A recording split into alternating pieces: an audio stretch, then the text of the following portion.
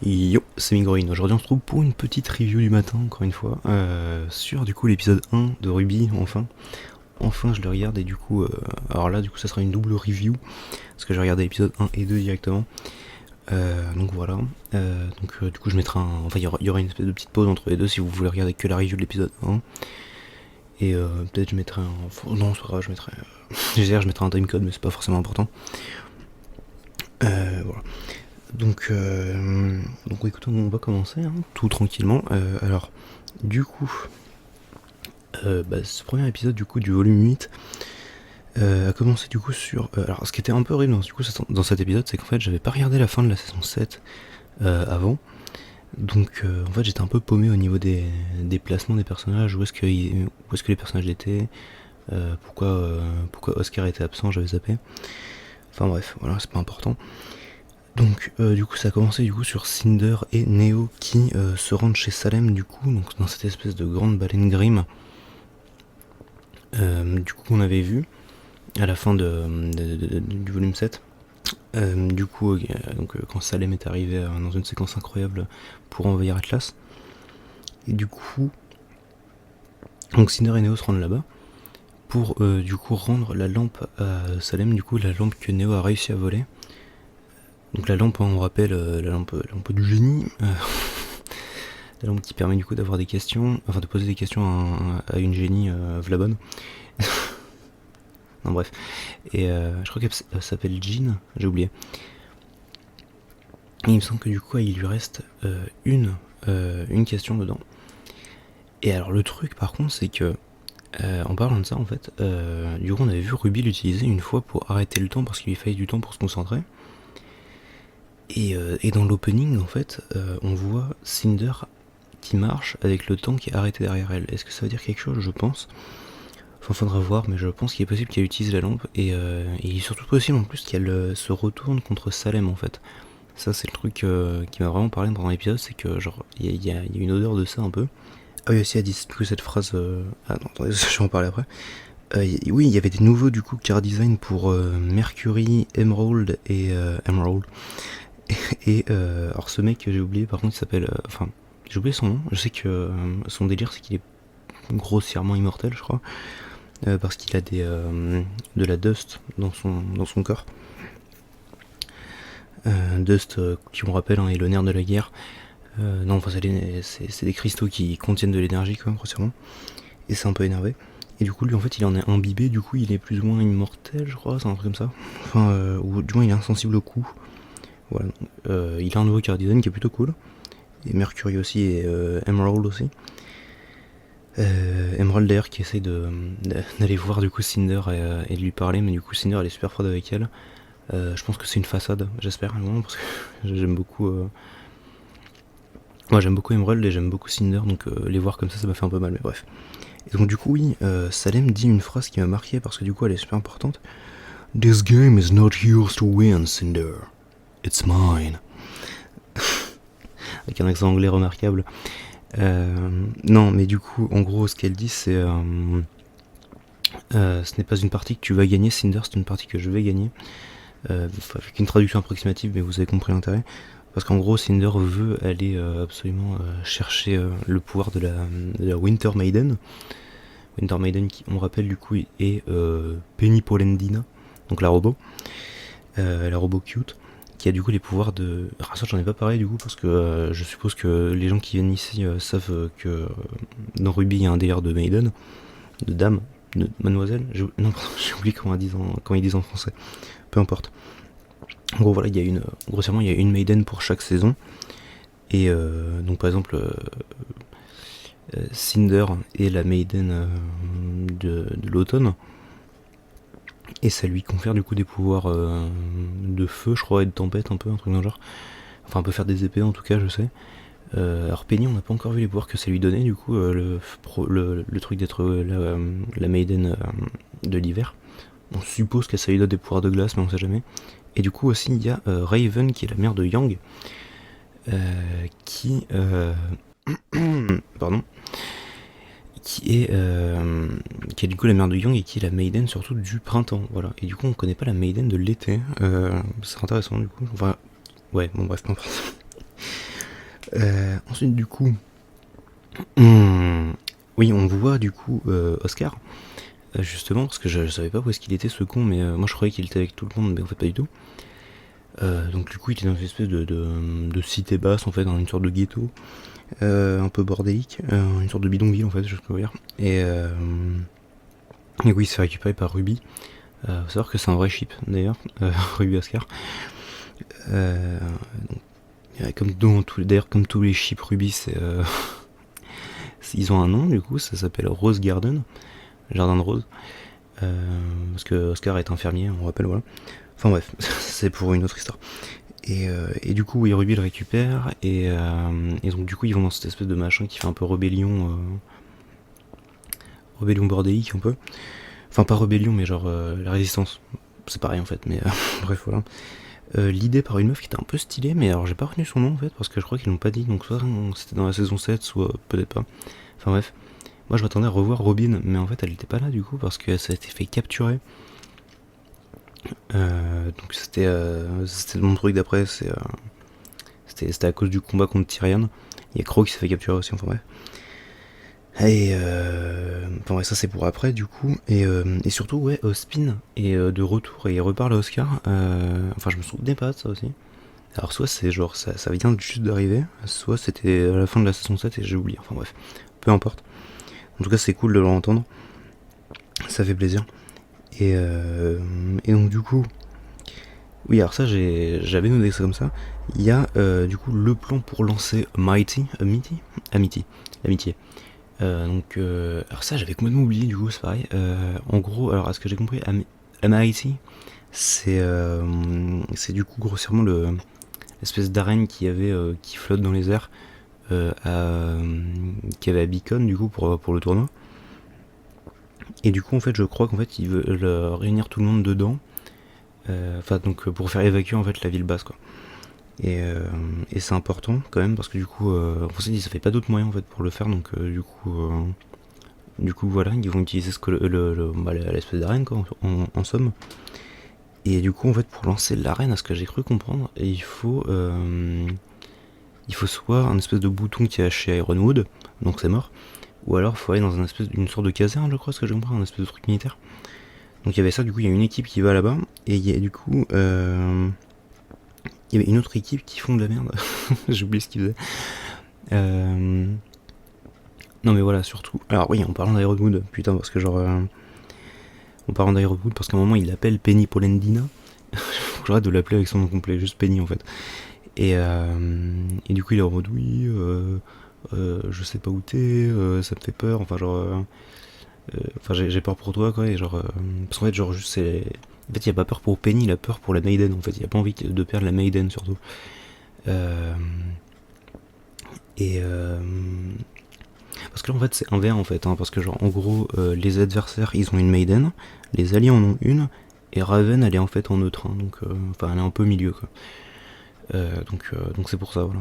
Et la Maiden de l'été on sait pas où elle est, donc bref. Et pourquoi c'est important en fait les Maiden, parce que c'est grossièrement des Jinchuriki en fait, hein, c'est vraiment des personnages qui sont très très énervés en fait, qui sont désarmés eux seuls en fait, donc même si on les a jamais vus contre des armées, mais on suppose quoi. Enfin bref. Donc voilà, Ironwood il fait son cake, et du coup ouais, il y a une espèce de petite discussion voilà avec... l'épisode se termine là-dessus d'ailleurs.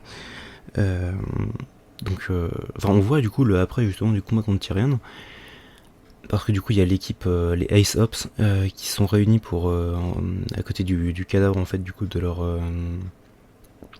capitaine qui a péri au combat contre Tyrion à cause d'une erreur à la con de Crow. Je suis désolé, Crow il est débile. Parce que du coup en fait pour ceux qui n'ont pas suivi le volume 7, Tyrion du coup est un scorpion, enfin un mi-humain mi-scorpion du coup, qui avait déjà affronté Crow par le passé. Et du coup, après, le capitaine des Aesops, du coup, qui avait un gros pardon, pas un crush, un gros ship en fait justement avec Crow, qui du coup s'interpose. Enfin genre, en gros il y a eu un combat, il y a un 1v1 en fait, c'est un peu ça. Parce qu'en fait du coup Crow voulait taper sur Tyrion, sauf que du coup Tyrion il était en mode, il lui a mis un brain de level 8 en fait, enfin de level d'enfant de 8 ans en fait, parce qu'il était en mode, mais attends, tu veux te battre contre moi, n'est-ce pas? Mais ce mec là, il va interférer dans notre combat, donc faudrait peut-être lui péter la gueule avant. Et du coup, t'as Crow, il est en mode, ok. J'aime pas beaucoup Crow comme personnage. Et, et du coup, les deux, Tyrion et Crow, ils tapent sur le pauvre mec de Aesop's. Et du coup, il se fait buter par Tyrion. Et Crow, il se rend compte de sa connerie. Et du coup, Tyrion, il se barre. Et Crow, il a le cadavre de son pote quoi, dans les mains. Ouais, c'est horrible. Enfin bref. Et donc, du coup, ouais, il y a les Aesop's qui sont réunis. Voilà, ça leur fait pas plaisir forcément d'être là. D'ailleurs, dans l'opening, on peut voir que du coup, je pense que. Enfin, c'est moi comment je l'ai compris, mais Harriet, qui est du coup la seconde, va aller parler du coup à Crow, et du coup probablement s'énerver un peu parce que du coup oui, Crow et Robin, je disais, ont été capturés, et voilà, c'est un peu la merde. Winter, elle s'est fait péter la gueule du coup en essayant de... Enfin, quand Cinder avait attaqué pour essayer de récupérer les pouvoirs de la Maiden de l'hiver. Et du coup, Ironwood parle avec un peu avec Winter de ce qu'ils vont faire après. Et là, du coup, il y a deux types qui rappliquent en mode hey, Ironwood, attends, mais tu fais n'importe quoi. Enfin, un mec et une meuf, actuellement. C'était probablement des conseillers, je crois, les conseils qu'on voyait, espèce de conseil là où il y avait Winter, Ironwood et Jack Schnee. Je crois que c'était des mecs qui étaient au conseil de là, bref. Et du coup après Ironwood il dit à Winter je ferai tout ce qu'il faut pour sauver mon pays, peu importe le prix. Et là du coup il sort dans le couloir et du coup il abat le mec qui était venu d'une balle dans la tête. Enfin ouais, Ironwood a complètement pété un câble. Et voilà, du coup c'était l'épisode 1 du coup, alors ça pose les bases. Voilà, donc du coup je vais poser la petite... Enfin, du coup, on va arrêter là du coup pour l'épisode 1 forcément parce que voilà, il y avait l'opening du coup aussi effectivement en fin d'épisode, opening qui était très très bien. Visuellement, il est vraiment impec et tout. Genre surtout au début, on voit genre comment ça a commencé et comment ça c'est en train d'arriver. Je sais pas comment traduire ce même, mais bref. Et où genre il y a les versions d'avant et les versions nouvelles du coup des personnages principaux. Je trouvais ça cool. Enfin bref. Et voilà, du coup, c'était la fin de cet épisode 1. Du coup, j'ai dire, normalement, c'est là où je dis qu'on se retrouve la semaine prochaine pour la prochaine review, mais du coup, moi, je vais faire la petite pause ici. Je vais regarder l'épisode 2, du coup. Et moi, je vous dis, du coup, à la semaine prochaine pour du coup l'épisode 3. Mais voilà, du coup, on se retrouve pour l'épisode 2. Voilà, c'est ciao. Yo, c'est Migorine, enfin du coup de retour, du coup parce que ça sera dans la même vidéo, j'avais oublié. On est de retour pour l'épisode 2 du coup du volume 8 et voilà, donc, je vais regarder, là je viens de le terminer il y a 2 minutes. Wow, ok, c'est... Il y avait des trucs que j'ai oublié, donc j'ai oublié de parler dans l'épisode 1. Un moment en fait Salem, elle parle elle montre la lampe à un Grimm et elle dit j'ai besoin de réponses mais d'abord j'ai besoin de je crois elle dit, je sais plus comment elle dit précisément, elle dit genre lui ou genre bref, en gros on comprend qu'elle parle d'Oscar en fait. Wow, ok d'accord, ça s'est passé en fin d'épisode, on en parle plus tard parce que là c'était quelque chose quoi. Donc du coup en fait l'épisode a commencé du coup sur oui, la prison. Du coup la prison de Ironwood avec du coup on avait du coup Robin, Crow, Jack et Watts qui étaient dans la même prison du coup, enfin ils étaient des cellules, les cellules sont à côté quoi, et en carré d'ailleurs en fait, c'était un peu rigolo le setup, du coup tout le monde peut se parler. Et alors du coup en fait Robin, donc faut savoir que c'était la leader de la résistance, en gros est en train de mal parler en gros à Jacques, enfin à l'insulte en gros, hein. Elle est en mode ouais c'est votre faute, vous avez vraiment déconné. Sauf que du coup, un truc que j'aime beaucoup, c'est qu'en fait le premier plan qu'on voit en fait c'est Crow, la main de Crow qui a l'emblème du coup du mec dont je parlais dans le review juste avant, qui a son emblème avec du sang dessus, et il le regarde comme ça, et après on voit sa tête où il est triste, et il y a Robin qui dit This is all your fault. Donc c'est entièrement de ta faute, t'es au courant de ça. Et en fait, genre, après, c'est vraiment super bien foutu parce qu'en fait, elle parlait à Jacques, du fait, elle disait cette situation c'est de ta faute, t'as déconné, mais en fait vu que c'était visé sur Crow, ça lui est un peu destiné en même temps parce que du coup oui c'est sa faute en fait que son pote soit mort en fait, son pote. Et enfin bref, du coup il y a tout un bordel. Jacques il est en mode mais oui moi j'ai des avocats, je serai plus là dans une heure, genre de con quoi. Et et donc du coup, Robin d'ailleurs qui défend Crow, hein, elle l'aime bien, et a dit il a tué personne, enfin c'est pas entièrement sa faute quoi. Je suis pas sûr de ça. Et du coup, oui aussi il y a Watts qui parle et tout, et à un moment il se fait emmener par des gardes de Atlas, alors on sait pas où. Alors dans l'opening en fait on le voit plus ou moins coopérer avec... j'ai oublié son nom, le mec qui fait qui a une chaise, plus ou moins une chaise roulante, mais elle roule pas, elle a des pattes en fait. On le voit plus ou moins. Enfin, c'est pas qu'on le voit coopérer, c'est que je pense qu'ils vont coopérer pour créer une sorte de machine. Enfin, on verra bien quoi. Et du coup, Crow dit à Robin qu'il y a un truc qu'ils peuvent faire, c'est qu'ils peuvent buter Ironwood. Et ça s'arrête plus ou moins là, donc putain, on va voir ce qui va se passer, hein, c'est intéressant. Ensuite, oui, alors il y a une évacuation hein, du coup de Mental, donc la ville basse. Putain de voiture de mort. Et il y a une évacuation de Mental du coup. Et du coup il y a cette meuf dont j'ai oublié le nom, putain je suis mauvais, la deuxième leaduse de la résistance. Qui du coup en fait, alors là j'ai pas vraiment compris le délire parce qu'en fait du coup elle expose le plan à tout le monde de du coup se réunir au cratère. C'était sur télé en fait, c'était à la télé et tout, donc genre moi j'entends ce genre de truc, il y a toujours un bad guy qui a écouté, il est en mode on va attaquer le cratère. Parce que du coup, oui, voilà, ils se réunissent tous à un endroit qui s'appelle le cratère pour du coup s'emmener après dans Miley. Parce que si j'ai bien compris, c'était ça. Un épisode d'ailleurs qui est du coup avec une partie vers la fin qui était plus centrée sur l'humour en fait. Alors, il y avait beaucoup d'humour dans cet épisode. C'est bien après, hein, parce que sinon, voilà, c'est triste. Donc du coup, oui, alors du coup il y avait l'équipe de Yang composée de du coup Yang, Oscar, Ren et Jaune, qui du coup vont dans l'ancienne pharmacie du coup du mec là qui fait des inventions. Ah j'ai vraiment plus son nom, je suis vraiment bête. Je crois qu'il s'appelle Pino, j'ai un doute. Je vais pas l'appeler comme ça. Donc du coup, tout le monde récupère des motos en fait. Enfin non, il y a 3 motos en fait.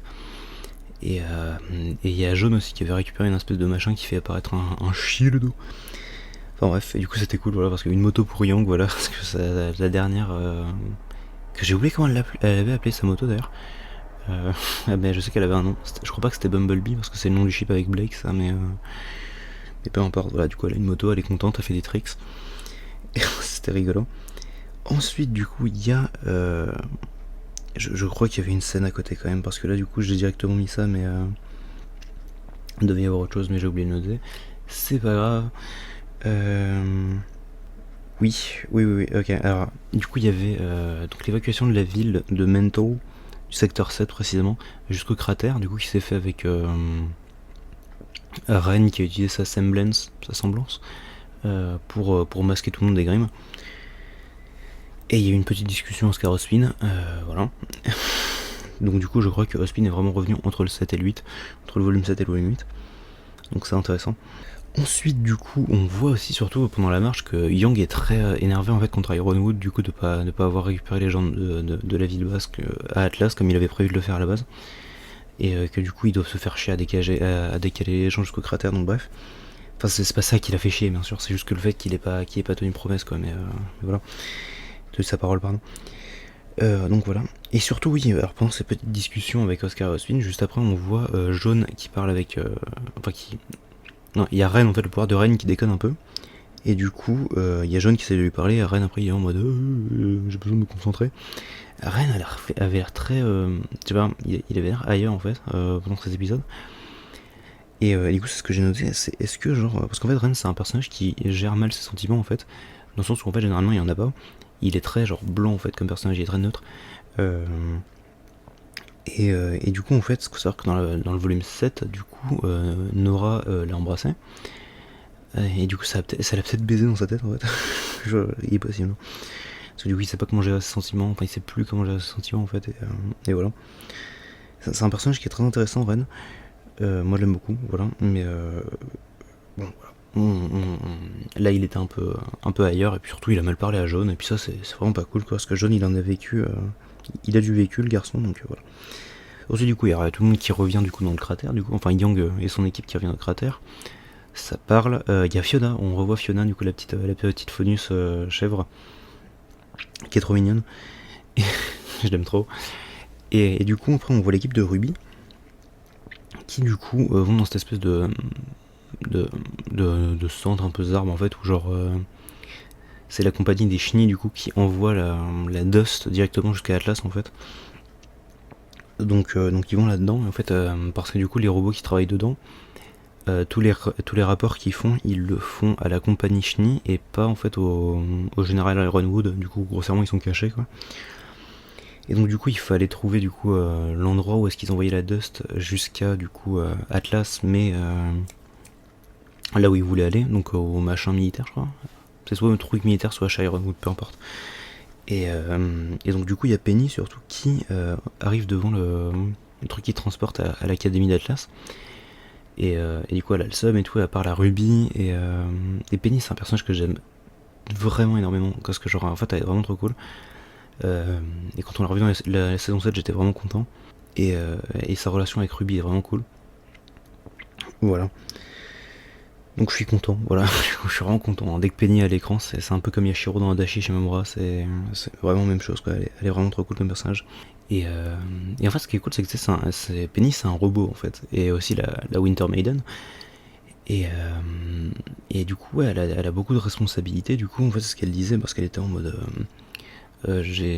Maintenant, j'ai une importance, enfin, je suis extrêmement importante et j'aurais préféré pas l'être. Voilà, c'est Penny, c'est un de mes personnages préférés. Elle est trop cool. Bref.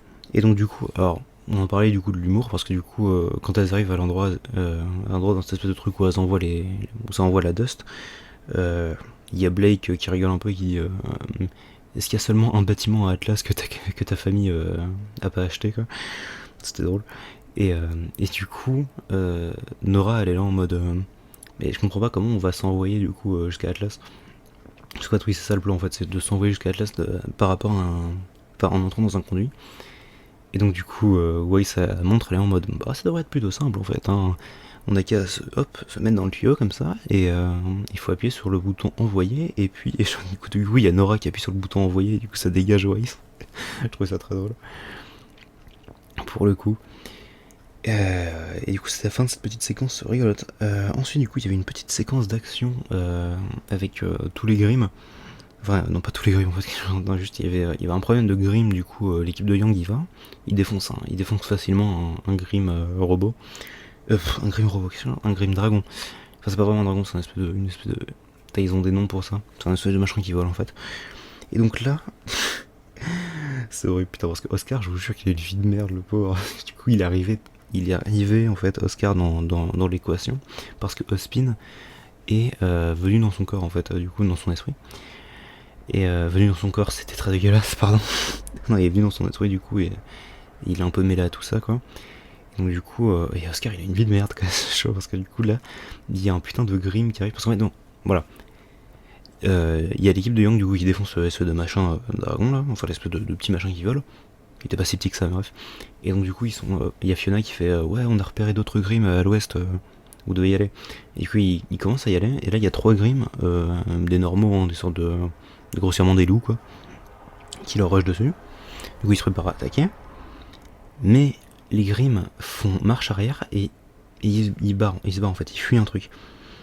Et là, du coup, et j'étais trop pas bien pendant cette séquence, et après du coup ils sont en mode mais qu'est-ce qu'ils pouvaient bien fuir, c'est des Grimm, ils font jamais ça d'habitude. Et là il y a un putain de Grimm très très grand qui défonce Oscar. Il se fait mordre, mais de partout, putain. Il se fait mordre au bras, à la jambe, c'est pas pauvre quoi. Et il se fait défoncer du coup son aura, du coup. L'aura en gros c'est le pouvoir de tout le monde qui permet de